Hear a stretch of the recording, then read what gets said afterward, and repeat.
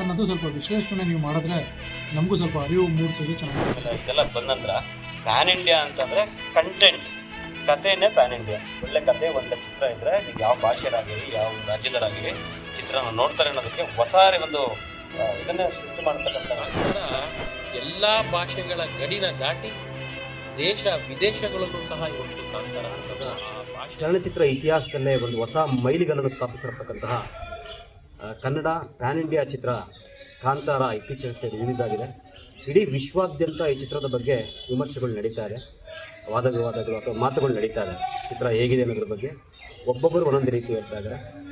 ಆದರೂ ಸಹ ನಾನು ಕಂಡಂತೆ ಭಾರತದ ಚಲನಚಿತ್ರ ಇತಿಹಾಸದಲ್ಲಿ ಇಂಥ ಒಂದು ಅದ್ಭುತವಾದಂತಹ ಚಲನಚಿತ್ರ ನಾನು ಇದುವರೆಗೂ ನೋಡಿಲ್ಲ. ಜೊತೆಗೆ ರಿಷಬ್ ಶೆಟ್ಟರ್ ಇದ್ದಾರಲ್ಲ, ಅವರ ಒಂದು ಡೈರೆಕ್ಷನ್ನು ಇನ್ನೂ 100 ವರ್ಷ ಬಂದು ಆ ಥರದ ಬರ್ತಾರೋ ಇಲ್ವೋ ಅನ್ನೋದ್ರ ಬಗ್ಗೆ ನನಗೆ ಇನ್ನೂ ಅನುಮಾನ ಇದೆ. ಅಷ್ಟು ಅದ್ಭುತವಾದಂಥ ಒಂದು ಚಿತ್ರ ನಾನು ನೋಡಿದ್ದೀನಿ. ಇವತ್ತು ಈ ವಿಚಾರವಾಗಿ ಚರ್ಚೆ ಮಾಡೋದಕ್ಕೆ ನಮ್ಮ ಜೊತೆ ರುದ್ರಾಕ್ಷ ಫೌಂಡೇಶನ್ ಸ್ಥಾಪಕರಾದಂತಹ ಶ್ರೀ ಜಯಪ್ರಕಾಶ್ ಗುರೂಜಿಯವರು ಬಂದಿದ್ದಾರೆ. ನಮಸ್ಕಾರ ಗುರುಗಳೇ. ಹಾಗೆಯೇ ನಮ್ಮ ಇನ್ನೊಬ್ಬರು ಸ್ನೇಹಿತರಾದಂತಹ ಸಮಾಜ ಸೇವಕರಾದಂತಹ ಸಂದೀಪ್ ಅವರು ಬಂದಿದ್ದಾರೆ. ನಮಸ್ಕಾರ ಸಂದೀಪ್. ಇಲ್ಲೇನು ಒಂದು ವಿಶೇಷತೆ ಅಂದರೆ, ನಾನು ಮತ್ತು ಜಯಪ್ರಕಾಶ್ ಗುರೂಜಿಯವರು ಫಿಲಮ್ನ ನೋಡಿದ್ದೀನಿ, ಆದರೆ ನಮ್ಮ ಸ್ನೇಹಿತರಾದಂತಹ ಸಂದೀಪ್ ಅವರು ಈ ಚಿತ್ರನ ನೋಡಿಲ್ಲ. ಅವ್ರೇನು ಹೇಳ್ತಾ ಇದ್ದಾರೆ, ಅಣ್ಣ ಯಾಕೆ ಈ ಚಿತ್ರ ನೋಡಬೇಕು ಮತ್ತು ಈ ಚಿತ್ರ ಬೇರೆ ಚಿತ್ರಗಳ ವಿಶೇಷತೆ ಏನು ಅನ್ನೋದ್ರ ಬಗ್ಗೆ ಅವರು ತಿಳ್ಕೊಬೇಕು ಅಂತ ಆಸೆ ಪಟ್ಟಿದ್ದಾರೆ. ಹಾಗಾಗಿ ಈ ಕಾರ್ಯಕ್ರಮನ ಮುಂದುವರ್ಸೋಣ. ಸಂದೀಪ್ ಅವರೇ, ನಾವು ಚಿತ್ರ ನೋಡ್ಕೊಂಬಂದು ತುಂಬ ಅದ್ಭುತವಾಗಿ ಬಂದಿದೆ.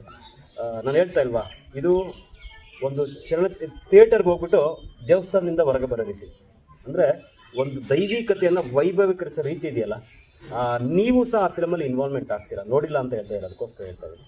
ಖಂಡಿತ ದಯವಿಟ್ಟು ಹೋಗಿ ಒಂದ್ಸಲ ಚಿತ್ರಮಂದಿರದಲ್ಲಿ ನೋಡಿ. ಮತ್ತೊಮ್ಮೆ ನಾನು ಇನ್ನೊಂದು ಸಾರ್ವಜನಿಕರು ಮತ್ತು ಚಲನಚಿತ್ರ ಪ್ರೇಮಿಗಳನ್ನು ವಿನಂತಿ ಮಾಡ್ಕೊಳ್ತೀನಿ, ದಯವಿಟ್ಟು ಈ ಫಿಲಮ್ನ ವೀಡಿಯೋನ ಮೊಬೈಲಲ್ಲಿ ಚಿತ್ರೀಕರಿಸಬೇಡಿ. ತುಂಬ ಕಷ್ಟಪಟ್ಟು ಮಾಡಿದ್ದಾರೆ ಸರ್. 3 ವರ್ಷ ಅದಕ್ಕೋಸ್ಕರ ಮನೆ ಮಠ ಎಲ್ಲ ಬಿಟ್ಟು, ಸಂಸಾರನ ಬಿಟ್ಟು ಈ ಚಿತ್ರನ ಮಾಡಿದ್ದಾರೆ. ಸಾರ್ವಜನಿಕರಲ್ಲಿ ಕೈ ಮುಗಿದು ಕೇಳ್ಕೊತೀನಿ, ಈ ಚಿತ್ರನ ಯಾವುದೇ ಕಾರಣಕ್ಕೂ ಮೊಬೈಲಲ್ಲಿ ಚಿತ್ರೀಕರಿಸಬೇಡಿ. ಹಾಗೇ ನಮ್ಮ ಚಿತ್ರಮಂದಿರದ ಮಾಲೀಕರಿಗೂ ಅಷ್ಟೇ ಒಂದು ವಿನಂತಿ ಮಾಡ್ಕೊತೀನಿ, ಯಾರಾದರೂ ಆ ಥರ ಇದ್ದರೆ ದಯವಿಟ್ಟು ಅಂಥದನ್ನ ತಡೀತಕ್ಕಂಥ ಒಂದು ಕೆಲಸವನ್ನು ಮಾಡಿ ಅಂತ ಕೇಳ್ತಾ, ಸಂದೀಪ್ ಅವರೇ ಹೇಳಿದ್ರಿ ಹೇಗಿದೆ ಸರ್ ಪಿಕ್ಚರ್ ಅಂತ ಹೇಳಿ. ನಿಮ್ಮಲ್ಲಿ ಏನಾದರೂ ಚಿತ್ರದ ಬಗ್ಗೆ ಏನಾದರೂ ಕೇಳಬೇಕು ಅಂತ ಇದ್ದರೆ, ನಾನು ಚಿತ್ರ ನೋಡಿದ್ದೀನಿ, ಹಾಗೆ ಜಯಪ್ರಕಾಶ್ ಗುರೂಜಿಯವರು ನೋಡಿದ್ದಾರೆ, ನಿಮ್ಮ ಏನು ಬೇಕಾದ್ರೂ ಕೇಳ್ಬೋದು. ಈಗ ಮೊದಲನೆಯ ಪ್ರಶ್ನೆ ನಮ್ಮ ಗುರೂಜಿಯವ್ರನ್ನ ಕೇಳಬೇಡಣ ಅಂತ ಹೇಳಿ. ಈಗ ನಾನು ಚಲನಚಿತ್ರ ಇನ್ನೂ ನಾನು ನೋಡಿಲ್ಲ. ಈಗ ಪ್ಯಾನ್ ಇಂಡಿಯಾ ಅಂತ ರಿಲೀಸ್ ಮಾಡಿದ್ದಾರೆ ಚಲನಚಿತ್ರ. ಈಗ ನಿಜವಾಗ್ಲೂ ಪ್ಯಾನ್ ಇಂಡಿಯಾ ಚಲನಚಿತ್ರ ಥರ ಇದೆಯಾ ಇಲ್ವಾ, ಅದನ್ನು ಒಂಚೂರು ಗುರೂಜಿ ನೀವು ಹೇಳಬೇಕು ಅಂತ ಕೇಳ್ಕೊಳ್ತಾ ಇದ್ದೀನಿ. ಈಗ ಪ್ಯಾನ್ ಇಂಡಿಯಾ ಅಂದರೆ ಇವತ್ತಿನ ಕಾಲದಲ್ಲಿ ಏನು ಮಾಡಿದಾರೆ ಎಲ್ಲರೂ ಅಂದರೆ, ಎಲ್ಲ ಭಾಷೆಯ ನಟರುಗಳನ್ನ ಒಂದೇ ಫಿಲಮಲ್ಲಿ ನಾವು ಅವ್ರನ್ನ ಆ್ಯಕ್ಟಿಂಗ್ ಮಾಡೋಕ್ಕೆ ಬಿಟ್ಬಿಟ್ರೆ ಅದೇ ಪ್ಯಾನ್ ಇಂಡಿಯಾ ಅಂತ ತಪ್ಪಿಸ್ಕೊಂಡಿದ್ದಾರೆ ಜನ. ಖಂಡಿತ ಅದಲ್ಲ. ಈಗ ನಾವು ಇವಾಗ ಒಂದು 3 ತಿಂಗಳ ಮುಂಚೆ ಕೂಲಿ ಅಂತ ಒಂದು ರಜನಿಕಾಂತ್ ಫಿಲಮ್ ಬಂತು, ಅದನ್ನು ನಾವೆಲ್ಲ ನೋಡಿದ್ವಿ. ಆ ಫಿಲಮಲ್ಲಿ ಎಲ್ಲ ಲ್ಯಾಂಗ್ವೇಜಿಂದನೂ, ತಮಿಳು, ತೆಲುಗು, ಕನ್ನಡ, ಮಲಯಾಳಮು, ಹಿಂದಿ ಎಲ್ಲಾದರೂ ಒಬ್ಬೊಬ್ಬರನ್ನ ಹಾಕ್ಕೊಂಡು ಆ ಫಿಲಮ್ ತೆಗೆದ್ರು. ಆ ಫಿಲಮಲ್ಲಿ ಅವ್ರು ಏನಾಗಿದೆ ಅಂದರೆ, ಸ್ಟೋರಿ ಇದೆಯೋ ಇಲ್ವೋ ಗೊತ್ತಿಲ್ಲ, ಆದರೆ ಎಲ್ಲ ಭಾಷೆಯಿಂದ ನಾವು ಆ್ಯಕ್ಟರ್ಗಳನ್ನ ಹಾಕೊಂಡ್ಬಿಟ್ರೆ ಆ ಫಿಲಮ್ ಓಡ್ಬಿಡುತ್ತೆ ಅನ್ನೋ ಒಂದು ತಪ್ಪ ಒಂದು ಇದರಲ್ಲಿದ್ದಾರೆ. ಖಂಡಿತ ಫಿಲಮ್ಗೆ ಎಲ್ಲ ಭಾಷೆ ಆ್ಯಕ್ಟರ್ಗಳು ಖಂಡಿತ ಬೇಕಾಗಿಲ್ಲ. ಫಿಲಮ್ಗೆ ಒಳ್ಳೆ ಸ್ಟೋರಿ ಬೇಕು, ಒಳ್ಳೆ ಥೀಮ್ ಬೇಕು. ಒಳ್ಳೆ ಥೀಮ್ ಇದ್ದರೆ ಅದನ್ನು ಎಲ್ಲ ಭಾಷೆ ಜನಗಳು ನೋಡ್ತಾರೆ. ಇವತ್ತು ಪ್ಯಾನ್ ಇಂಡಿಯಾ ಅಂದರೆ ಏನು ಅಂದರೆ, ಕನ್ನಡ ಫಿಲಮು ಕರ್ನಾಟಕಕ್ಕೆ ಮಾತ್ರ ಸೀಮಿತ ಅಲ್ಲ, ಎಲ್ಲ ಭಾಷೆಯವರು ಆ ಫಿಲಮ್ನ ನೋಡ್ತಾರಲ್ಲ, ಅದೇ ಪ್ಯಾನ್ ಇಂಡಿಯಾ. ಇವತ್ತು ಕಾಂತಾರ ಅನ್ನೋದು ನಮ್ಮ ಕರ್ನಾಟಕಕ್ಕೆ, ಕನ್ನಡಿಗರಿಗೆ ಮಾತ್ರ ಹೆಮ್ಮೆ ಅಲ್ಲ, ಇಡೀ ಭಾರತೀಯರಿಗೆ, ಭಾರತೀಯ ಚಿತ್ರರಂಗಕ್ಕೆ ಹೆಮ್ಮೆಯ ವಿಚಾರ ಈ ನಮ್ಮ ಪ್ಯಾನ್ ಇಂಡಿಯಾ ಮೂವಿ ಕಾಂತಾರ. ದಿನೇಶಣ್ಣ, ನಿಮ್ಮೊಂದು ಅಭಿಪ್ರಾಯ ಹೇಳಿದ್ದೀನಿ ಸರ್. ಈ ಚಿತ್ರ ಮಾಧ್ಯಮ ಇದೆಯಲ್ಲ, ಇದು ಒಂದು ಭಾಷೆಗೆ ಸೀಮಿತ ಅಲ್ಲ. ನೀವು ಹಲವಾರು ಭಾಷೆ ಚಿತ್ರಗಳನ್ನ, ನಮ್ಗೆ ಇಂಗ್ಲೀಷ್ ಬರಲ್ಲ, ಅದ್ರ ಪಿಕ್ಚರ್ನ ನೋಡಿರ್ತೀವಿ, ಎಷ್ಟೋ ಪಿಕ್ಚರ್ಗಳನ್ನ ಏನಕ್ಕೆ ನೋಡಿರ್ತೀವಿ, ಅದರಲ್ಲೇನೋ ಒಂದು ಹೊಸ ಕಂಟೆಂಟ್ ಇರುತ್ತೆ. ಒಂದು ಒಳ್ಳೆ ಕಂಟೆಂಟು, ಒಂದು ಒಳ್ಳೆ ಸ್ಟೋರಿ, ಒಬ್ಬ ಒಳ್ಳೆ ಡೈರೆಕ್ಟರು ಇಷ್ಟು ಇದ್ದರೆ ಒಂದು ಒಳ್ಳೆ ಉತ್ತಮವಾದ ಚಿತ್ರ ಮಾಡಬೇಕು. ಉದಾಹರಣೆ ಈ ಕಾಂತಾರ. ಕಾಂತಾರ ಹಿಂದಿನ ಭಾಗ ಇದೆಯಲ್ಲ, ಅದ್ರ ಬಗ್ಗೆ ಹೇಳ್ತೀನಿ. ಅವರು ಯಾವುದೇ ಕಾರಣಕ್ಕೂ ಈ ಚಿತ್ರ ಪ್ಯಾನ್ ಇಂಡಿಯಾ ಆಗುತ್ತೆ ಅಂತ ಅಂದ್ಕೊಂಡಿರಲಿಲ್ಲ. ಪ್ಯಾನ್ ಇಂಡಿಯಾ ಮಾಡಿದ್ದು, ಯಾಕೆಂದರೆ ಆ ಚಿತ್ರ ನೋಡಿದಂಥ ಪ್ರೇಕ್ಷಕರು ಕನ್ನಡದಲ್ಲೇ ಪ್ರಾರಂಭದಲ್ಲಿ ನೋಡಿದ ನಂತರ ನಮ್ಮ ಭಾಷೆಯಲ್ಲೂ ಅದನ್ನು ಭಾಷಾಂತರ ಮಾಡಿಕೊಡಿ ಅಂತ ಕೇಳಿ ಅದು ಪ್ಯಾನ್ ಇಂಡಿಯಾ ಪಿಕ್ಚರ್ ಆಯಿತು ಸದ್ಯಕ್ಕೆ. ಸೊ ಹಾಗಾಗಿ ಪ್ಯಾನ್ ಇಂಡಿಯಾ ಅನ್ನೋದು ಏನಿಲ್ಲ ಸರ್. ಒಂದು ಉತ್ತಮವಾದಂಥ ಚಿತ್ರಕಥೆ ಇದ್ದರೆ ಯಾವುದೇ ಭಾಷೆಯಲ್ಲಿ ಪ್ರತಿಯೊಬ್ಬರು ಸಹ ನೋಡ್ತಾರೆ ಅನ್ನೋದಕ್ಕೆ ಒಂದು ಉತ್ತಮವಾದಂಥ ಉದಾಹರಣೆ ಅಂತಂದರೆ ಈ ಕಾಂತಾರ ಚಿತ್ರ. ಯಾಕೆಂದರೆ ಹಿಂದಿನ ಭಾಗದಲ್ಲಿ ಕನ್ನಡದಲ್ಲೇ ನೋಡಿ ಅದರ ಅನುಭವನ ಪಡ್ಕೊಂಡಿದ್ದಾರೆ. ಹಾಗಾಗಿ ಇದು ಪ್ಯಾನ್ ಇಂಡಿಯಾ ಅಲ್ಲ, ಹಾಗಾದ್ರೆ ಇನ್ನೂ ಏನಾದರೂ ಎಕ್ಸ್ಟ್ರಾ ವರ್ಡ್ ಪ್ಯಾನ್ ವರ್ಡ್ ಅಂತ ಏನಾದ್ರು ಇದ್ದರೆ, ಆ ಥರ ಏನಾದ್ರು ಇದ್ದರೆ ಈ ಚಿತ್ರ ಅದಕ್ಕೆ ಸೂಕ್ತವಾದಂಥ ಒಂದು ಚಿತ್ರ ಅಂತ ಹೇಳ್ತೀನಿ. ಗುರುಜಿ ಮತ್ತೆ ಇನ್ನೊಂದು ಪ್ರಶ್ನೆ ಏನು ಅಂದರೆ, ಇದು ಆಧ್ಯಾತ್ಮಿಕಕ್ಕೆ ಒಂದು ಹೋಲಿಸ್ಬೋದಾ, ಇಲ್ಲ ಇದು ಫುಲ್ಲು ದೇವ್ರ ಪಿಕ್ಚರ್ಗೆ ಹೋಲಿಸ್ಬೋದಾ? ಇದರಲ್ಲಿ ಬರೀ ದೇವ್ರ ಫಿಲಮ್ ಅಂತಲ್ಲ, ಇದರಲ್ಲಿ ಎಲ್ಲ ಜನಗಳಿಗೆ ಬೇಕಾದಂಥ ಎಂಟರ್ಟೈನ್ಮೆಂಟು ಇದರಲ್ಲಿದೆ. ಜೊತೆಲಿ ಒಂದು ಧಾರ್ಮಿಕತೆ. ಇವತ್ತು ಏನು ಅಂದರೆ ರಿಷಬ್ ಶೆಟ್ಟಿ ಹುಟ್ಟಿರೋದೇ ಕಾಂತಾರ ಫಿಲಮ್ ಮಾಡೋದಕ್ಕ ಅಂತ ಅನ್ಸುತ್ತೆ ನನಗೆ. ಇಲ್ಲಾಂದರೆ ಆ ದೇವರೇ ರಿಷಬ್ ಶೆಟ್ಟಿನ ಹುಟ್ಟಿಸಿರೋದು ಈ ಕಾಂತಾರ ಫಿಲಮ್ ಮಾಡೋಕ್ಕೆ ಅಂತಲೂ ಹೇಳೋಕ್ಕಾಗಲ್ಲ. ಯಾಕಂದರೆ ಇವತ್ತು ಒಬ್ಬ ರಿಷಬ್ ಶೆಟ್ಟಿಯಿಂದ ಇವತ್ತು ಆ ಮಂಗಳೂರು ಕಡೆ ಇರೋಂಥ ಒಂದು ಸಂಸ್ಕೃತಿ ಇವತ್ತು ಇಡೀ ಜಗತ್ತಿಗೆ ಗೊತ್ತಾಗಿದೆ. ನಮಗೂ ಖಂಡಿತ ಹೇಳ್ತೀನಿ, ಮಂಗಳೂರಲ್ಲಿ ಈ ಥರ ಎಲ್ಲ ಒಂದು ವಿಶೇಷವಾದಂತಹ ಈ ಗುಳಿಗಳಿದ್ದಾವೆ, ದೈವಗಳಿದ್ದಾವೆ. ನಮಗೆ ಮಂಗಳೂರು ಅಂದರೆ ಬರ್ತಾ ಇದ್ದು ಜ್ಞಾಪಕ ಏನದು ಯಕ್ಷಗಾನ ಮಾತ್ರ ಮುಂಚೆ. ಆದರೆ ಈ ಚಿತ್ರ ಬಂದ ನಂತರ ಇಷ್ಟೆಲ್ಲ ವಿವಿಧ ಮಾದರಿಯ ನಮ್ಮ ಸಂಸ್ಕೃತಿ ಎಷ್ಟು ಅಗಾಧವಾಗಿದೆ, ಎಷ್ಟು ವಿಶಾಲವಾಗಿದೆ ಅನ್ನೋದನ್ನು ಪ್ರತಿ ಒಂದೊಂದು ಸಣ್ಣ ಸಣ್ಣ ಜಾಗದಲ್ಲಿ ಬದಲಾವಣೆಗಳಾಗ್ತಾ ಬರುತ್ತೆ. ಅದನ್ನು ಇಡೀ ಪ್ರಪಂಚಕ್ಕೆ ತೋರಿಸ್ತಕ್ಕಂಥ ಒಂದು ಅದ್ಭುತವಾದಂಥ ಕೆಲಸನ ಈ ಚಿತ್ರದ ಮುಖಾಂತರ ಮಾಡಿದ್ದಾರೆ ಸಂದೀಪ್ ಅವರ. ಆಮೇಲೆ ಈ ಫಿಲಮ್ನ ದೇವ್ರ ನಂಬಿಕೆ ಇರೋನು, ದೇವ್ರ ನಂಬಿಕೆ ಇಲ್ದಲ್ಲೇ ಇರೋನು, ಅವನು ಸಹ ಈ ಫಿಲಮ್ಗೆ ಹೋದರೆ ಅವನಿಗೂ ಸಹ ದೇವ್ರ ಮೇಲೆ ನಂಬಿಕೆ ಬಂದ್ಬಿಡುತ್ತೆ. ನನ್ನ ಈ ಚಿತ್ರ ನೋಡ್ಬೇಕಾದ್ರೆ ನನ್ನಲ್ಲಾದಂಥ ಒಂದು ಘಟನೆ ಹೇಳ್ತೀನಿ. ಈಶ್ವರಲಿಂಗನ ತೋರಿಸ್ತಾರೆ ಆ ಚಿತ್ರದಲ್ಲಿ. ಆ ಕ್ಷಣದಲ್ಲಿ ನನಗೇನಾಯ್ತು ಗೊತ್ತಿಲ್ಲ, ಸಡನ್ನಾಗಿ ಕೆಳಗಡೆ ಚಪ್ಪಲಿ ಬಿಟ್ಬಿಟ್ಟು ಕೈ ಮುಗಿದ್ಬಿಟ್ಟೆ. ಅಂದರೆ ಆ ಲೆವೆಲ್ ನೀವು ಹೋದರೆ ಅದರೊಳಗಡೆ ಪೂರ್ತಿ ಇನ್ವಾಲ್ವ್ಮೆಂಟ್ ಆಗ್ತಿರೋ ಪಿಕ್ಚರಲ್ಲಿ. ಇಟ್ಸ್ ನಾಟ್ ಏನೋ ಮೂವಿ ಥರ ನೋಡೋಕ್ಕಾಗಲ್ಲ ಅದನ್ನು. ಆಮೇಲೆ ಯಾವುದೇ ಫಿಲಮ್ಗೆ ಹೋದ್ರೂ ನಾನು ಯೂಶ್ವಲಿ 2 ಸಲ ಇಂಟ್ರೂ ಮಧ್ಯದಲ್ಲಿ ಏನೋ ಒಂದು ಫೋನ್ ಬಂತು ಅಂತನೋ ಏನೋ ಒಂದು ಹೊರಗಡೆ ಹೋಗ್ತಾ ಇದ್ದೆ. ನಿಜ ಹೇಳ್ತೀನಿ, ಬಿಲೀವ್ ಮೀ, ಒಂದೇ ಒಂದು ಸಲನೂ ಎದ್ದೋಗೋಕ್ಕೆ ಮನಸ್ಸು ಬರಲಿಲ್ಲ. ಆಮೇಲೆ ಪಿಕ್ಚರ್ ಬಗ್ಗೆ ವಿಮರ್ಶೆ ಮಾಡ್ತಾ ಹೋಗೋದಾದರೆ ಪ್ರಥಮ ಅಂತ ಏನಿದೆ ಫಸ್ಟ್ ಹಾಫ್ ಇದೆಯಲ್ಲ, ಅದರಲ್ಲಿ ಸ್ವಲ್ಪ ಸ್ಲೋ ಆಗಿ ಹೋಗುತ್ತೆ. ಆದರೆ ಸೆಕೆಂಡ್ ಹಾಫಲ್ಲಿ ನೀವೇನು ಕಾಂತಾರ ಫಸ್ಟ್ ನೋಡಿದ್ರಲ್ಲ, ಕಾಂತಾರ ಮೊದಲನೇ ಪಿಕ್ಚರ್ ನೋಡಿದ್ರಲ್ಲ, ಅದರಲ್ಲಿ ಪಿಕ್ಚರಲ್ಲಿ ಮ್ಯಾಕ್ಸಿಮಮ್ ನಿಮ್ಮ ಮನಸ್ಸಲ್ಲಿ ಉಳಿಯೋದೇನಪ್ಪ ಅಂತಂದರೆ ಆ ಕೊನೆಯ 20 ನಿಮಿಷ ಏನಿದೆಯಲ್ಲ ಗೂಸ್ ಬಂಪ್ಸ್ ಬರ್ತಕ್ಕಂಥ ಬಂದಿದೆ. ಆದರೆ ಈ ಪಿಕ್ಚರಲ್ಲಿ ಇಂಟರ್ವಲ್ ಆದ ತಕ್ಷಣದಿಂದ ಪ್ರತಿಯೊಂದು ಸೀನು ಸಹ ಗೂಸ್ ಬಂಪ್ಸ್. ಏನು 10-15 ನಿಮಿಷ ಮಾತ್ರ ಅದರಲ್ಲಿ ಆ ಕೊನೆಗೆ ಸಿಕ್ಕಿರ್ತಲ್ಲ, ಕ್ಲೈಮ್ಯಾಕ್ಸ್ ಇರ್ತಲ್ಲ, ಇದರಲ್ಲಿ 2ರಿಂದ 3 ಕ್ಲೈಮ್ಯಾಕ್ಸ್ ಬರ್ತವೆ. ಗುಳಿಗ ಅಂದರೆ ಒಂದು ಮಾತ್ರ ಗುಳಿಗ ತೋರಿಸಿದ್ರಲ್ಲಿ 8ರಿಂದ 10 ಗುಳಿಗಗಳ ಬಗ್ಗೆ ವಿಚಾರಣೆ ಮಾಡ್ತಾರೆ. ಒಂದು ಅದ್ಭುತವಾದಂತಹ ಕಥಾ ಅಂದರವಾಗಿರ್ತಕ್ಕಂಥ ಒಂದು ಅತ್ಯುತ್ತಮ ಚಿತ್ರ. ಆಮೇಲೆ ಅಲ್ಲಿ ಇಷ್ಟು ಕೋಟಿ ಹಾಕಿ ಫಿಲಮ್ ತೆಗಿಬೇಕು ಅಂತ ಏನಿಲ್ಲ. ಇದು ಇದಕ್ಕಿಂತ ಮುಂಚೆ ಬಂದು 15 ಕೋಟಿ ತೆಗೆದಿತ್ತು, 400 ಕೋಟಿ ದುಡ್ಡಾಯಿತು. ಇದನ್ನ ದುಡ್ಡಿಗೋಸ್ಕರ ಕಮರ್ಷಿಯಲ್ ಆಗಿ ಅಂತ ಮಾತ್ರ ಮಾಡಿಲ್ಲ ಅಂತ ಹೇಳ್ತೀನಿ ನನ್ನ ಪ್ರಕಾರ. ಏನು ಬರೀ ದುಡ್ಡಿಗೋಸ್ಕರನೇ ಈ ಚಿತ್ರನ ಮಾಡಿಲ್ಲ ಅವರೇ. ಈ ಚಿತ್ರನ ನನ್ನ ಪ್ರಕಾರ ಅಲ್ಲಿಯ ದೈವಗಳು ರಿಷಬ್ ಶೆಟ್ಟಿ ಅವರಿಂದ ಮಾಡಿಸಿದ್ದೇವೆ ಅಂತ ನಾನು ಭಾವನೆ. ಗುರುಜಿ ಹೇಳಿದ್ರಲ್ಲ, ಆ ರೀತಿ ಇದು ಒಂದು ಚಿತ್ರ ಅಂತ ನಾನು ಅನ್ಕೊಳ್ಳಲ್ಲ. ಇದೊಂದು ದೈವಿಕತೆ, ಇದೊಂದು ಏನಂತಾರೆ ಪೂರ್ಣ ಪ್ರಮಾಣದಲ್ಲಿ ಹೇಳಬೇಕು ಅಂದರೆ ಇದೊಂದು ನಾವು ಹೇಳಿದ್ನಲ್ಲ, ಒಂದು ದೇವಸ್ಥಾನದಿಂದ ಹೊರಗಡೆ ಬಂದಂಗೆ ಆಗುತ್ತೆ ಬರಬೇಕಾದ್ರೆ ಹೊರಗಡೆ. ಯಾವುದೋ ಒಂದು ಭಾವನೆಯಲ್ಲಿ ಹೋಗಿರ್ತೀರ. ಫಿಲಮ್ ಮುಗಿದ್ಮೇಲೂ ಸಹ ನನಗೆ 10-15 ನಿಮಿಷ ನಾನು ಈಗಲೂ ನೋಡಿ ನನ್ನ ಫಿಲಮ್ ನೆನೆಸ್ಕೊಂಡ್ರೆ, ಕೆಲವು ಸೀನ್ಗಳನ್ನ ನೆನೆಸ್ಕೊಂಡ್ರೆ ಈಗಲೂ ಸಹ ಬರುತ್ತೆ. ಆ ರೀತಿಯಾದಂಥ ಒಂದು ಅತ್ಯುತ್ತಮವಾದ ಚಿತ್ರ ಇದು. ಪ್ಯಾನ್ ಇಂಡಿಯಾ ಅನ್ನೋದಕ್ಕಿಂತ ಹೆಚ್ಚಾಗಿ ಪ್ರತಿಯೊಬ್ಬರು ನೋಡಬೇಕಾಗಿರ್ತಕ್ಕಂಥ, ಪ್ರಪಂಚದ ಯಾವುದೇ ಜಾಗದಲ್ಲಿ ಪ್ರತಿಯೊಬ್ಬರು ನೋಡಬೇಕಾಗಿರ್ತಕ್ಕಂಥ ಒಂದು ಧರ್ಮ ಜಾತಿ ಎಲ್ಲದನ್ನು ಬಿಟ್ಟು ನೋಡಬೇಕಾಗಿರ್ತಕ್ಕಂಥ ಒಂದು ಉತ್ತಮವಾದ ಚಿತ್ರ. ಹಾಗೆ ಹಿಂದೂ ಧರ್ಮದ ಮತ್ತೊಮ್ಮೆ ಒಂದು ಏನೋ ಉದಯಕ್ಕೆ ಕಾರಣವಾಗುತ್ತೆ ಅನ್ನೋ ಆ ರೀತಿಯಾದಂಥ ಒಂದು ಇದನ್ನು ತೋರಿಸಿದ್ದಾರೆ. ಬೇರೆ ಯಾವುದೋ ಧರ್ಮದಲ್ಲಿದ್ದರೂ ಸಹ ಹಿಂದೂ ಧರ್ಮ ಇಷ್ಟೊಂದು ಅಗಾಧವಾಗಿದೆಯಾ, ಅದ್ರ ಶಕ್ತಿ ಇಷ್ಟೊಂದು ಇದೆಯಾ ಅನ್ನೋ ಒಂದು ಭಾವನೆ ಬರುತ್ತ ರೀತಿಯಲ್ಲಿ ಈ ಚಿತ್ರನ ನಿರ್ಮಾಣ ಮಾಡಿದ್ದಾರೆ. ಧನ್ಯವಾದಗಳು. ಮತ್ತೊಂದು ಪ್ರಶ್ನೆ ದಿನೇಶ್ ಅಣ್ಣ ಅವರಿಗೆ. ದಿನೇಶ್ ಅಣ್ಣ, ಈ ಚಲನಚಿತ್ರ ಯಾವ್ಯಾವ ವಯಸ್ಸಿನವ್ರು ನೋಡ್ಬೋದು? ಮಕ್ಕಳು, ಮಿಡ್ಲ್ ಏಜ್ ಅವರು, ವಯಸ್ಸಾದವರು, ಇವರೆಲ್ಲ ನೋಡ್ಬೋದಾ ಅನ್ನೋದು ಒಂದು ಪ್ರಶ್ನೆ ಇಲ್ಲೊಂದು ಕಾಡ್ತಾ ಇದೆ. ಸೊ ಯಾಕಂದರೆ ಸಣ್ಣ ಮಕ್ಕಳು ಏನಾರ ನೋಡಿದಾಗ ಏನಾರ ಎದುರ್ಕೊಳ್ಳೋ ಇದು ಸೀನ್ಸ್ ಏನಾರ ಇದೆಯಾ? ಅದು ಒಂಥರ ನನ್ನ ಫ್ರೆಂಡ್ಸ್ಗಳು ಹೇಳಿದ್ರು, ನಮ್ಮ ಸ್ನೇಹಿತರು. ಸೊ ಹಾಗಾಗಿ ಇದೊಂದು ಪ್ರಶ್ನೆ. ಇದು ಹೆಂಗೆ ಅಂದರೆ, ಈಗ ಯಾವುದೋ ಒಂದು ಜಾತ್ರೆ ನಡೀತಾ ಇರುತ್ತೆ. ಜಾತ್ರೆಗೆ ಹೋಗ್ಬೇಕಾದ್ರೆ ಮಕ್ಕಳು ಕರ್ಕೊಂಡು ಹೋಗೋಣ ದೇವ್ರ ದರ್ಶನಕ್ಕೆ ಆಗುತ್ತೆ. ಅಲ್ಲಿ ಜಾತ್ರೆ ಏನಾಗುತ್ತೆ, ದೇವ್ರು ಕುಣಿತಾ ಇರ್ತದೆ, ಬೇರೆ ಬೇರೆ ರೀತಿಯಾದಂಥ ಆಕ್ಟಿವಿಟೀಸ್ ನಡೀತಾ ಇರುತ್ತೆ. ಸೊ ದೇವರ ದರ್ಶನಕ್ಕೆ ಮಕ್ಕಳನ್ನ ಕರ್ಕೊಂಡು ಹೋಗ್ಬೋದಾ ಅನ್ನೋ ರೀತಿ ಇದೆ. ನೀವು ಹೇಳ್ತಾರೆ, ಅರ್ಥ ಆಯ್ತು ಅನ್ಕೊಂತೀನಿ. ಅಂದರೆ ಖಂಡಿತವಾಗಿ ಪ್ರತಿಯೊಬ್ಬರು ನೋಡ್ಬೋದು. ಈಗ ಒಂದೊಂದು ದೇವರಲ್ಲಿ ಒಂದು ಶಾಂತ ಸ್ವಭಾವದ ದೇವರುಗಳಿದ್ದಾವೆ. ಕೆಲವು ಈ ನಾವು ಯಾವುದು ದುರ್ಗೆನಲ್ಲಿ ನೋಡೋಕೆ ಹೋದಾಗ ಪೂರ್ತಿ ಅವ್ರ ಈ ರೀತಿಯೇ ಬೇರೆ ಇರುತ್ತೆ. ಹಂಗಂತ ಅಲ್ಲಿ ಕರ್ಕೊಂಡು ಹೋಗಂಗಿರಲ್ಲ, ಕರ್ಕೊಂಡು ಹೋಗ್ಬೋದಲ್ವ ದೇವ್ರನ್ನ ಅಲ್ಲಿಗೂ. ಖಂಡಿತ. ಆ ರೀತಿಯಾಗಿ ಇದು ಒಂದು ದೈವ ಸನ್ನಿಧಿಗೆ ಮಕ್ಕಳನ್ನ ಕರ್ಕೊಂಡು ಹೋಗೋ ರೀತಿ ಕರ್ಕೊಂಡೋಗಿ, ಖಂಡಿತವಾಗೂ ಯಾವುದೇ ರೀತಿ ಭಯ ಪಡಿಸೋಂಥದ್ದು ಏನಿಲ್ಲ.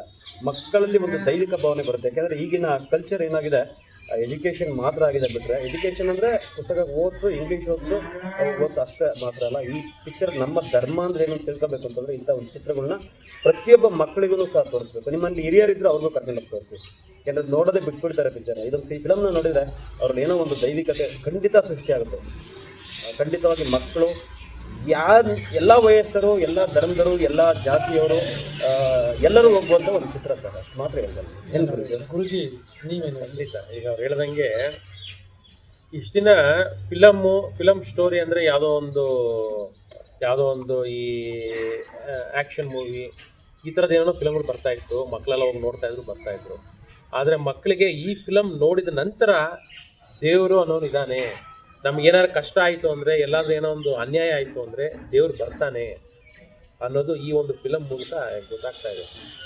ನಾನು ಟಿ ವಿಯಲ್ಲಿ ನೋಡ್ತಾ ಇದ್ದೆ, ಈ ನಾರ್ತ್ ಇಂಡಿಯಾದಲ್ಲಿ ಹಿಂದಿಯವರೆಲ್ಲ ಈ ಫಿಲಮ್ ನೋಡಿ ಮಾತಾಡ್ತಾಯಿದ್ರು ಹಿಂದಿಯಲ್ಲಿ. ದಕ್ಷಿಣ ಭಾರತದಿಂದನೇ ನಮ್ಮ ಸಂಸ್ಕೃತಿ ಉಳಿತಾ ಇದೆ ಇವತ್ತು. ಹಿಂದಿ ಫಿಲಮಲ್ಲಿ ಯಾವುದೇ ಈ ಥರ ಫಿಲಮ್ಗಳು ತೆಗೆಯಲ್ಲ. ದಕ್ಷಿಣ ಭಾರತ ಫಿಲಮ್ಗಳಲ್ಲಿ ಈ ಥರ ದೇವರು, ನಮ್ಮ ಸಂಸ್ಕೃತಿ, ನಮ್ಮ ಧರ್ಮ ಇದನ್ನ ತೆಗೆಯೋದೇ ನಮ್ಮ ದಕ್ಷಿಣ ಭಾರತೀಯರು ಅಂತ ಹಿಂದಿಯವರೆಲ್ಲ ಹೇಳ್ತಾ ಇದ್ದಾರೆ. ಅದು ನಿಜ, ಖಂಡಿತ.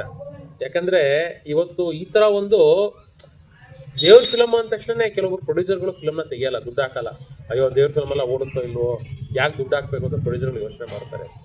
ಅದರಲ್ಲಿ ಇವತ್ತು ಒಂಬಾಳೆ ಫಿಲಮ್ಸ್ ಅವ್ರಿಗೆ ಖಂಡಿತ ಆ ಒಂದು ವಿಚಾರದಲ್ಲಿ ಅವ್ರಿಗೆ ಅಭಿನಂದಿಸಬೇಕು. ಈ ಕಾಂತಾರ ಫಿಲಮ್ಗೆ ಅವರೊಂದು ಇವತ್ತೊಂದು 120 ಕೋಟಿ ಏನೋ ಖರ್ಚಾಗಿದೆ ಅಂತೆ. ಅಷ್ಟು ದುಡ್ಡ ಖರ್ಚು ಮಾಡಿ ಧೈರ್ಯವಾಗಿ ಈ ಫಿಲಮ್ನ ಅವರು ತೆಗೆದಿದ್ದಾರೆ. ಈ ಫಿಲಮು ಅಷ್ಟೇ, ನಮ್ಮ ದಿನೇಶ್ ಅವರು ಹೇಳ್ದಂಗೆ ಇದು ಬರೀ ಫಿಲಮ್ ಮಾತ್ರ ಅಲ್ಲ, ಏನೋ ದುಡ್ಡು ಖರ್ಚು ಮಾಡಿ ಫಿಲಮ್ ತೆಗೆದಿದ್ದಾರೆ ಅಂತಲ್ಲ, ಇದರಿಂದ ಖಂಡಿತ ದೇವರ ಒಂದು ಶಕ್ತಿ ಅಡಗಿದೆ. ಯಾಕಂದರೆ ಆ ಫಿಲಮಲ್ಲಿ ರಿಷಬ್ ಶೆಟ್ಟಿ ಅವರ ಆ್ಯಕ್ಟಿಂಗ್ ನೋಡಿದಾಗ ಅವ್ರ ಮೇಲೆ ಆ ದೇವ್ರು ಬರುತ್ತಲ್ಲ, ಆ ಫಿಲಮಲ್ಲಿ ಲಾಸ್ಟ್ ಕೊನೆಗೆ ಒಂದು ಶಿವ ಬಂದು ಅವ್ರ ಮೇಲೆ ಬರ್ತಾನೆ. ನೀವು ಆ ಸೀನ್ ನೋಡ್ಬಿಟ್ರೆ ನಿಜವಾದ ಶಿವನೇ ಬಂದಿಯಾನೇನೋ. ಎಷ್ಟೊಂದು ಜನ ಥಿಯೇಟ್ರಲ್ಲಿ ಕೈ ಮುಗಿತಾ ಇದ್ರು ಅವಾಗ. ನಾನೇ ಇದಿರಲ್ಲ ಸರ್, ನಾನೇ ಚಪ್ಪಲಿ ಬಿಟ್ಟು 2 ಸಲ. ನಿಜಕ್ಕೂ ಆ ರಿಷಬ್ ಶೆಟ್ಟಿ ಬಿಟ್ರೆ ಬೇರೆ ಯಾರು ಆ ಆಕ್ಟಿಂಗ್ ಮಾಡಕ್ ಸಾಧ್ಯನೇ ಇಲ್ಲ. ಆಮೇಲೆ ಕೆಲವು ಟೈಮು ಭಾವನೆಗಳು ಕಣ್ಣಲ್ಲಿ ನೀರು ಬರ್ತಕ್ಕಂಥ ಒಂದು ಸಂದರ್ಭ ಬಂದಿದೆ. ನನಗೇನು ಅನ್ಸುತ್ತೆ, ಏನೋ ಒಂಥರ ಸರ್ ವೈಬ್ರೇಷನ್ ಬೇರೆ. ಯಾವುದೋ ದೇವಸ್ಥಾನಕ್ಕೆ ಹೋಗಿ ಕೂತಿರ್ತೀರಾ, ತುಂಬ ಹೊತ್ತು ಕೂತ್ಕೊಂಡು ಏನೋ ಒಂದು ಮನಸ್ಸಿಗೆ ನಿಮಗೆ ಒಂಥರ ಏನೋ ಒಂದು ವೈಬ್ರೇಷನ್ ಸಿಗುತ್ತಲ್ಲ, ಆ ರೀತಿಯಾದ ವೈಬ್ರೇಷನ್ ಆ ಫಿಲಮಲ್ಲಿ ಸಿಗುತ್ತೆ. ನೀವು ಆ ಪಿಕ್ಚರ್ ಥಿಯೇಟರ್ ಅನ್ಸಲ್ಲ ಸರ್, ಯಾವುದೋ ದೇವಸ್ಥಾನದಲ್ಲಿ ಕೂತ್ಕೊಂಡಿರೋ ಥರ ಇಡೀ ನಿಮ್ಮ ಈ ಬೇರೆ ಪ್ರಪಂಚಕ್ಕೆ ಹೋಗಿರ್ತೀರ. ಒಂದು 2 ಗಂಟೆ 48 ನಿಮಿಷ ಇರಲಿಲ್ಲ. ನೀವು ಈ ಭೂಮಿ ಮೇಲೆ ಈ ಪ್ರಪಂಚದಲ್ಲಿ ಇರಲ್ಲ. ನೀವು ಬೇರೆದೇ, ಅಂದರೆ 4ನೇ ಶತಮಾನದ ಕದಂಬರ ಕಾಲದ ಚಿತ್ರ ಇದು. ಆ ಜಾಗಕ್ಕೆ ನಾವಲ್ಲಿ ಶಿಫ್ಟ್ ಆಗಿರ್ತೀವಿ. ಈ ಟೋಟಲ್ ಫಿಲಮ್ದು ಹೇಳ್ಬೇಕು ಅಂತ ಕೆಲವು ಚಿಕ್ಕ ಮಕ್ಕಳು ನೋಡ್ಬಂದು, ಕೆಟ್ಟದಕ್ಕೆ ಯಾವತ್ತೂ ಸಹ ಖಂಡಿತವಾಗೂ ಸ್ಥಾನ ಇಲ್ಲ, ಅಂತಿಮವಾಗಿ ಒಳ್ಳೆಯದೇ ಜಯಿಸುತ್ತೆ ಅನ್ನೋದಕ್ಕೆ ಒಂದು ಉತ್ತಮ ಉದಾಹರಣೆ ಈ ಚಿತ್ರ. ಅದನ್ನು ಮಕ್ಕಳಿಗೆ ತೋರಿಸ್ಕೊಡ್ಬೇಕು. ಕರೆಕ್ಟ್ ಅಲ್ಬೋದು? ಖಂಡಿತ. ಆಮೇಲೆ ಇವತ್ತಿನ ಕಾಲದಲ್ಲಿ ವರ್ಷಕ್ಕೆ ಒಂದು 200-300 ಫಿಲಮ್ ಬರ್ತಾ ಇದೆ ಕನ್ನಡ ಫಿಲಮ್ ಇಂಡಸ್ಟ್ರಿ. ಯಾವುದೂ ಫಿಲಮ್ಗಳು ಓಡ್ತಾ ಇಲ್ಲ. ಇವತ್ತು ಕಾಂತಾರ ಫಿಲಮ್ಗೆ ಜನ ಯಾಕೆ ಹೋಗ್ತಾ ಇದ್ದಾರೆ ಅಂದರೆ, ಫಿಲಮಲ್ಲಿ ಒಳ್ಳೆ ಕತೆ ಇದೆ, ಫಿಲಮಲ್ಲಿ ಒಳ್ಳೆ ಥೀಮ್ ಇದೆ, ಅದಕ್ಕೆ ಜನ ಬರ್ತಾ ಇದ್ದಾರೆ.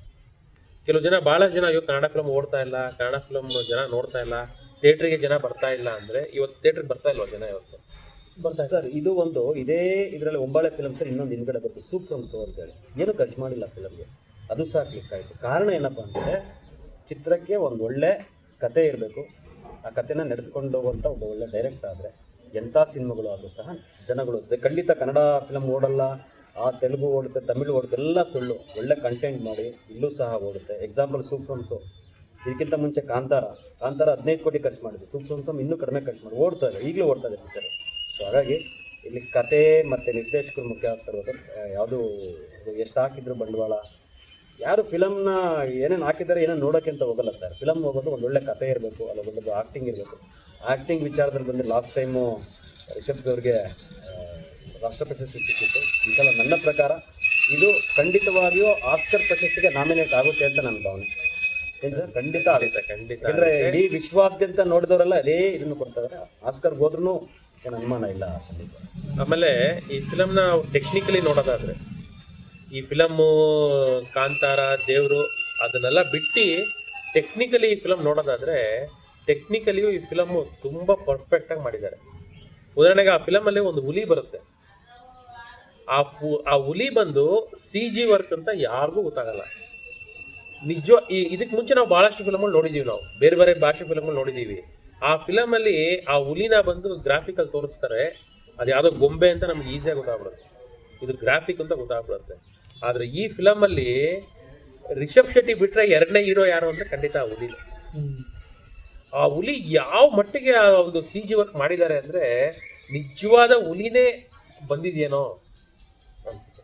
ಆ ಥರ CG ವರ್ಕು ಟೆಕ್ನಿಕಲಿ ಫಿಲಮ್ಮು ತುಂಬ ಅದ್ಭುತವಾಗಿ ಅವರು ರಿಷಬ್ ಶೆಟ್ಟಿ ವರ್ಕ್ ಮಾಡಿದ್ದಾರೆ. ರಿಷಬ್ ಶೆಟ್ಟಿ ಮಾತ್ರ ಅಲ್ಲ, ಈ ಫಿಲಮಲ್ಲಿ ಟೆಕ್ನಿಕಲಿ ನಾವು ಮ್ಯೂಸಿಕ್ ಡೈರೆಕ್ಟ್ರು ತಗೋಬೋದು. ಮ್ಯೂಸಿಕ್ ಮಾತ್ರ ಇವತ್ತರೆಗೂ ನಮ್ಮ ಭಾರತೀಯ ಚಿತ್ರರಂಗದಲ್ಲೇ ಈ ಥರ ಮ್ಯೂಸಿಕ್ ಯಾವ ಫಿಲಮಲ್ಲೂ ಹೊರಟಿಲ್ಲ. ಅಜನೀಶ್ ಅವರು ತುಂಬ ಜನ ಇವತ್ತು ಥಿಯೇಟ್ರಲ್ಲಿ ಕೂರ್ತಾ ಇದ್ದಾರೆ ಅಂದರೆ ಆ ಸ್ಕ್ರೀನಲ್ಲಿ ಏನು ಫಿಲಮ್ ಬರ್ತಾ ಇದೆಯೋ ಆ ಮ್ಯೂಸಿಕ್ಕೇ ಮೇಯ್ನು. ಆ ಮ್ಯೂಸಿಕ್ ಹೆಂಗೆ ಬರ್ತಾ ಇದೆ ಅಂದರೆ ಜನಕ್ಕೆ ಕೈ ಕಾಲೆಲ್ಲ ಹಂಗೆ ನಡಗುತ್ತಂಗೆ. ಆ ಮ್ಯೂಸಿಕ್ ಆ ಮಟ್ಟಿಗೆ ಮ್ಯೂಸಿಕ್ ಮಾಡಿದ್ದಾರೆ. ಮ್ಯೂಸಿಕ್ ಆಗಿರ್ಬೋದು, ಆರ್ಟ್ ಡೈರೆಕ್ಟರ್ ಆಗಿರ್ಬೋದು. ಆ ಫಿಲಮಲ್ಲಿ ಒಂದು ರಥದ್ದೊಂದು ಸೀನ್ ಬರುತ್ತೆ, ಆ ರಥ ಮೇಲಿಂದ ಬರುತ್ತಲ್ಲ, ಅದು ಇವತ್ತರೆಗೂ ಯಾವ ಭಾಷೆ ಫಿಲಮಲ್ಲೂ ಆ ಥರ ತೆಗೆದಿಲ್ಲ. ಅಷ್ಟು ಅದ್ಭುತ ವರ್ಕ್ ಅದು.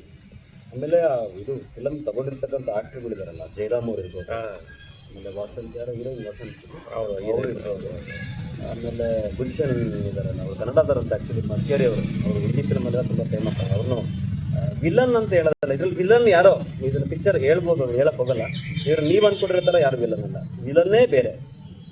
ನೀವು ಅವ್ನು ನೋಡಿದ ತಕ್ಷಣ ಗುಲ್ಶನ್ ನೋಡ್ತಾನೆ ಅವರೇನೋ ಇಲ್ಲ, ಒಂದು 2-3 ಕ್ಲೈಮ್ಯಾಕ್ಸ್ ಇದೆ ಪಿಕ್ಚರಲ್ಲಿ.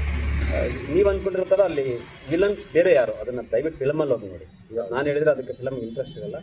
ಫಿಲಮ್ ವಿಲನ್ ಬಗ್ಗೆನೇ ಒಂದು ಇದಿದೆ. ಮತ್ತು ಇನ್ನೊಂದು ಕಾಂತಾರ 3 ಬರುತ್ತೆ ಅನ್ನೋ ಒಂದು ಇದನ್ನು ಕೊಟ್ಟಿದ್ದಾರೆ, ಲಾಸ್ಟಿಗೆ ಟೈಮ್ ಕೊಟ್ಟಿದ್ದಾರೆ. ಈ ಪಿಕ್ಚರ್ ಬಗ್ಗೆ ಇನ್ನೂ ಏನಾರು ಇದ್ರೆ ಕೇಳಿ ಸಂದೀಪ್. ತಮ್ಮ ಅಭಿಪ್ರಾಯ ಹಂಚ್ಕೊಂಡಿದ್ದೀರಾ ಗುರುಜಿನೂ ಮತ್ತು ದಿನೇಶ್ ಅಣ್ಣನು. ಆ್ಯಕ್ಚುಲಿ ನಾನು ಈ ಮೂವಿ ನೋಡಬೇಕಾ ಬೇಡವಾ ಅನ್ನೋದೊಂದು ಯೋಚನೆಯಲ್ಲಿದ್ದೆ. ಈಗ ನೀವು ಹೇಳಿದ್ರಿಂದ ಮೂವಿ ಯಾವ ಏಜ್ ಅವ್ರು ನೋಡಬೇಕು ಅನ್ನೋದು ನಿಮ್ಮ ಹತ್ರ ಅಭಿಪ್ರಾಯ ನಾನು ತೊಗೊಂಡೆ. ಯಾವ ವಯಸ್ಸಿನವ್ರು ನೋಡ್ಕೋಬೋದು, ಸಣ್ಣವರು, ಮಿಡ್ಲ್ ಕ್ಲಾಸ್ ಅವರು, ಏಜ್ ಆದವರು ನೋಡ್ಬೋದು ಅಂತ.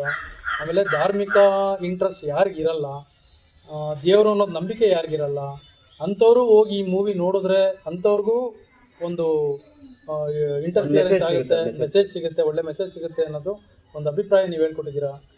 ಮತ್ತೆ ಇದ್ರ ಜೊತೆಲೇ ನಾನು ಹೇಳೋದೇನಂದ್ರೆ, ಕಾಂತಾರ ಫಿಲಮನ್ನು ಫಸ್ಟಿಂದ ಲಾಸ್ಟ್ವರೆಗೂ 1 ಸೆಕೆಂಡು ನಿಮಗೆ ಎಲ್ಲೂ ಬೋರ್ ಆಗಲ್ಲ. ಅಯ್ಯೋ ಏನೋ ಸುಮ್ಮನೆ ಯಾಕಾರ ಬಂದು ಈ ಫಿಲಮ್ಗೆ ಆ ಥರ ಅನ್ಸೋದೇ ಇಲ್ಲ. ಪ್ರತಿಯೊಂದು ಕ್ಷಣನೂ ಪ್ರತಿಯೊಂದು ಸೀನು ಸಹ ಫಿಲಮಲ್ಲಿ ಅಷ್ಟು ಅದ್ಭುತವಾಗಿ ಇದು ಮಾಡಿದ್ದಾರೆ. ಈ ಫಿಲಮಲ್ಲಿ ಡೈರೆಕ್ಟ್ರೂ ಅವರೇ, ಹೀರೋನು ಅವರೇ, ಇಬ್ರು ಎರಡೂ ಮಾಡೋದು ಬಹಳ ಕಷ್ಟ ಸರ್. ಯಾವುದೇ ಇರಲ್ಲ, ಅದೇ ಎರಡನ್ನೂ ಒಬ್ಬರೇ. ಒಂದು ಡೈರೆಕ್ಟ್ರಲ್ಲಿ ಅವನು ಸಕ್ಸಸ್ ಆಗ್ಬೋದು, ಇಲ್ಲ ಅಭಿನಯದಲ್ಲಿ ಸಕ್ಸಸ್ ಆಗ್ಬೋದು. ಇದರಲ್ಲಿ ಎರಡರಲ್ಲೂ ಚಿತ್ರಕಥೆನೂ ಸಹ ಇವ್ರದ್ದು ಸೇರ್ಕೊಂಡಿದೆ. ಇದರಲ್ಲಿ ಇವ್ರ ಜೊತೆಗೆ ಇನ್ನೊಬ್ರು ಬರ್ತಿದ್ದಾರೆ, ಜೊತೆಗೆ ಇವರು ಸಹ ಚಿತ್ರಕಥೆ ಸೇರಿಕೊಂಡು ಡೈರೆಕ್ಷನ್ನು ಪ್ಲಸ್ ಚಿತ್ರಕಥೆ ಪ್ಲಸ್ ಆ್ಯಕ್ಟಿಂಗ್ ಮಾಡೋದು ಭಾಳ. ಆಮೇಲೆ ಸಿನಿಮಾಟೋಗ್ರಫಿ ಇದೆಯಲ್ಲ, ಸಿನಿಮಾಟೋಗ್ರಫಿ ಅದ್ಭುತ ಸರ್. ಅಷ್ಟೇನು ಹಾಲಿವುಡ್ ಲೆವೆಲ್ ನಾನು ನೋಡಿಲ್ಲ. ಅವತಾರ ಎಲ್ಲ ಬಂತು ಗೊತ್ತಾಗ, ಅವತಾರ ಫಿಲಮ್ ಇಲ್ಲ ಆ ಲೆವೆಲ್ಗಿಂತ ಚೆನ್ನಾಗಿದೆ ಅಂತ ಹೇಳ್ತೀನಿ. ಥಿಯೇಟ್ರಲ್ಲಿ ನನ್ನ ಪಕ್ಕ ಕೂತಿರೋರು ಒಬ್ರು ಹೇಳ್ತಾ ಇದ್ರು, ಇವ್ರು ರಿಷಬ್ ಶೆಟ್ಟಿ ಮನುಷ್ಯನ, ಇವರು ಮನುಷ್ಯನೇ ಅಲ್ಲ, ಇವರು ಈ ಥರ ಆ್ಯಕ್ಟಿಂಗ್ ಮಾಡೋಕ್ಕೆ ಖಂಡಿತ ಸಾಧ್ಯ ಇಲ್ಲ ಅಂತ ಒಬ್ಬ ನಮ್ಮ ಜೊತೆ ಪಕ್ಕದವ್ರು ಕೂರೋದು ಹೇಳ್ತಾ ಇದ್ರು. ಆ ಥರ ರಿಷಬ್ ಶೆಟ್ಟಿ ಆ್ಯಕ್ಟಿಂಗ್ ಮಾತ್ರ ಎಷ್ಟು ಹೊಗಳಿದ್ರು ಕಮ್ಮಿನೇ. ಅವನು ಆ ಒಂದು ಸ್ಟಾರ್ಟಿಂಗು ಆ ಕಾಮಿಡಿ ಮಾಡಬೇಕಾದ್ರೆ ಅದರಲ್ಲೇ ಬೇರೆ ಥರ ನಮಗೆ ರಿಷಬ್ ಶೆಟ್ಟಿ ಕಾಣಿಸ್ತಾನೆ.